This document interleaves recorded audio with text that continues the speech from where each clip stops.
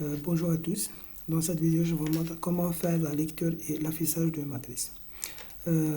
Concernant l'exercice, donc on demande aux étudiants de créer un programme Pascal qui permet de lire et afficher une matrice réelle A d'ordre n fois m. Comme on l'a dit la dernière fois, donc une matrice c'est un tableau bidimensionnel qui veut dire c'est un tableau qui contient plusieurs lignes et plusieurs colonnes. On commence toujours la programmation par l'entête. Donc, programme, il faut donner un nom pour le programme, par exemple, affichage matrice, réduite matrice. Ok. La deuxième partie du programme, c'est la partie de déclaration. Donc, on déclare les variables d'entrée, les variables de sortie, ainsi que les variables intermédiaires. Pour notre cas, les variables d'entrée sont A, c'est une matrice, donc A, deux points. C'est un tableau, donc c'est array en anglais. Entre deux crochets, vous mettez le nombre max de lignes et le nombre max de colonnes. Par exemple, 1 jusqu'à 100 pour les lignes. La même chose pour les colonnes. Ici, 100, c'est un exemple. Vous pouvez mettre d'autres valeurs. L'essentiel, c'est la taille maximale de lignes et la taille maximale de colonnes. Pour le type des composants de la matrice A sont des réels. Donc, of réel. On a aussi le n et le m, c'est le nombre de lignes et le nombre de colonnes de la matrice A. On a aussi deux variables intermédiaires, le e et le g, qui servent à parcourir les différentes composantes de la matrice A. Le type de ces variables, c'est des integers. Ok, begin. Voilà, donc on commence par la partie des entrées. Ça, c'est le code du programme. On commence toujours par les entrées. Ok. Donc, la première des choses, il faut lire la taille de la matrice A. Donc, write, donner la taille de la matrice A. Très bien. Donc, pour lire la taille de la matrice A, ou bien le n et le m, donc c'est read n virgule m. C'est le nombre de lignes et le nombre de colonnes. Maintenant, on passe à l'introduction de différentes composantes de la matrice A. Donc, pour introduire les différentes composantes, on a besoin de deux boucles. Une boucle qui génère les lignes et une boucle qui génère les colonnes. Donc, ici, je préfère de commencer toujours par un message. Arrête de donner les composantes de la matrice A. Je préfère mettre ici ln, write ln, c'est pour sauter la ligne. Ok. Donc, for et 2 points égale 1 to n do. La même chose pour le g, for g 2 points égale 1 to m, c'est le nombre de colonnes. Do. Read crochet A, deux crochets. Donc vous mettez E, c'est l'indice qui génère les lignes, et le G, c'est l'indice qui génère les colonnes. Point virgule. Ça, c'est pour la partie des entrées. Donc, comme vous savez, donc l'exercice ne contient pas la partie de traitement. Elle contient uniquement la partie des entrées et la partie des sorties. Ok. Bon. Pour les sorties, c'est l'affichage de la matrice A, ou bien des différentes composantes de la matrice A. Donc ici, affichage, ou bien je mets sortie. Très bien. Pour afficher les différentes composantes, on utilise toujours deux boucles qui génèrent des lignes et des colonnes. Donc, write.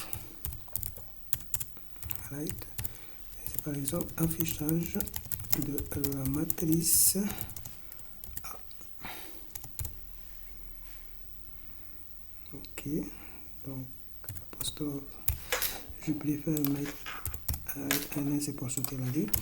Ok, for et 2 points égale 1 to n 2.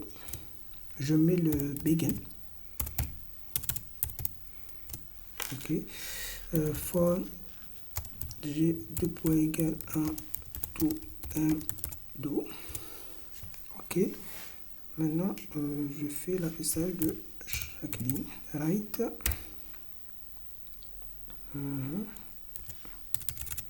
Right. Ok. A et G. Voilà. Je minuscule, fermer le crochet, point, parenthèse, point virgule. Très bien. Donc, pourquoi je mets ici le begin? Donc, c'est pour fixer le I à 1 et pour le G, donc le G allant de 1 jusqu'à 1. Ça, c'est pour introduire, c'est pour afficher la première ligne de la matrice A. Ok. La même chose pour I. Donc, I s'incrémente à 2. J'affiche ici, j'affiche la deuxième ligne, etc. Ok, je mets ici pour sauter la ligne, je mets right ln. Right ln, c'est pour sauter la ligne. Donc, il faut afficher les éléments de la première ligne. Je saute la ligne. Ok, j'affiche les éléments de la deuxième ligne pour I allant de égal à 2, le G allant de 1 jusqu'à 1. J'affiche les composants de la deuxième ligne. La même chose pour Taroua par exemple, pour I égale à Taroua, donc le G allant de 1 jusqu'à 1, j'affiche la troisième ligne, etc. jusqu'à la fin. Ok, je mets le end. Très bien. Donc, c'est la fin du programme. Je mets un point. Donc, je compile pour voir s'il y a des erreurs. Très bien. Le programme ne contient pas d'erreur. Donc, je passe à la partie, ou bien à l'étape d'exécution. Donc, j'exécute le programme. Très bien. Ici, on demande de donner la taille de la matrice 1. Donc, par exemple, 3 lignes, 4 colonnes. OK. Ici, donner les composants de la matrice 1. Donc, il faut introduire les différents composants. Par exemple, 1, 5, 7, 9, moins 1, 5, 7, 22. Très bien. Donc, par exemple, 4, 8, moins 9 et 3. Donc, 3 lignes, 4 colonnes. OK. Affichage de la matrice 1. Voilà. Donc, pour l'affichage, donc la première ligne, c'est la même avec ça. Avec 1, le 2, le 5, le 7, le 9. Donc 1, 5, 7, 9. Ici, pour limiter le nombre de chiffres après la virgule, donc on peut mettre ici 2 points. Par exemple, 8, 2 points, 2. 2 représente le nombre de chiffres après la virgule. Le 8, c'est les espaces laissés entre les différentes composantes. Ok. Je réexécute à nouveau. Donc,